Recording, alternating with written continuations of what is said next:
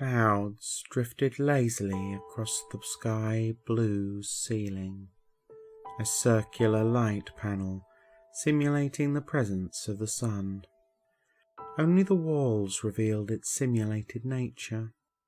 Eric had woken a few moments ago, but the beautiful ceiling had been the first thing he saw.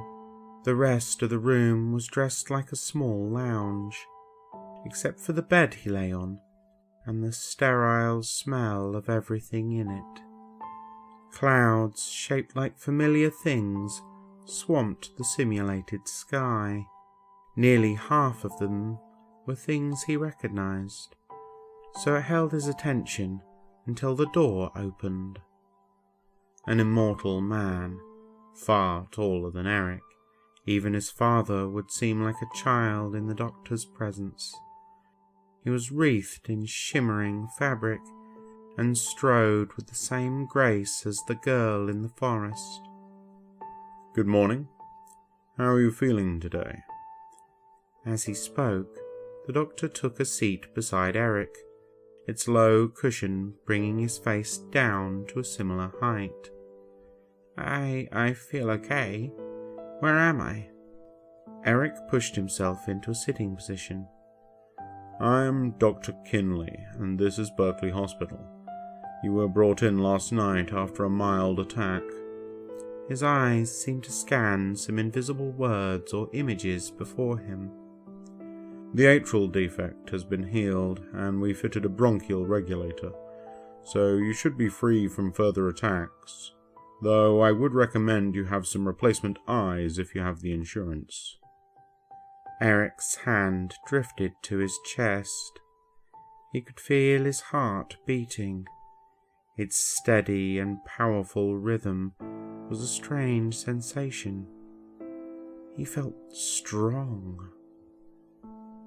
Dr. Kinley needed some information from him, asking several questions, though Eric did not share his family name, claiming to have no current address. He couldn't go back now. He was finally healed, and immortality was within reach. It took a few minutes to go through the questions, the doctor seeming to take no notes. Eric experimentally inhaling and exhaling in long, deep breaths, until the last of the inquiries were done. The doctor finally standing up and heading for the door. As he reached it, he turned. "A child support officer will be in shortly." With that, he left Eric alone again. As he began to climb out of the bed, it began lowering toward the ground, putting his feet flat to the floor when he dangled them over the side, even rising again slightly as he stood, helping him to his feet. It was just another marvel of the Immortals. 2 large windows filled one wall of the room, though they seemed to view 2 very different places. A lily-pad-filled pond in a forest filled one, the other a sweeping landscape of gentle hills, scattered willow trees dotting the crests. The corner of the wall had several shelves, his clothes and bag clean and neatly folded, filling 3 of them. He'd barely reached the shelves when the door opened once more, revealing a dog, a collie. He recognized the breed as there were several of them back home, but this one was wearing clothes, standing on 2 legs. A dog person. With a wagging tail, it spoke. "Hi, Eric. I am Mindy, your child support officer." She moved to a seat by the window. "Can we sit and chat for a bit?" Eric nodded, leaving the hospital pajamas on as he sat opposite Mindy. "So you're running away from home then?" Eric instantly stiffened. "The doctors did not know you lived in a commune when they treated you, and I understand that any medical intervention would prohibit your return. Is that right?" Yes, that's right. But I want help. I don't want to go home." Mindy nodded, giving him a soft, friendly look. I understand. Now that you're here, we need to organise what is going to happen to you now, where you're going to live. Mindy seemed to be looking at invisible things, as the doctor had done before, taking a few moments to examine the hidden objects. Because of your age, we will have to find a foster family for you, one able to cater to your specific needs.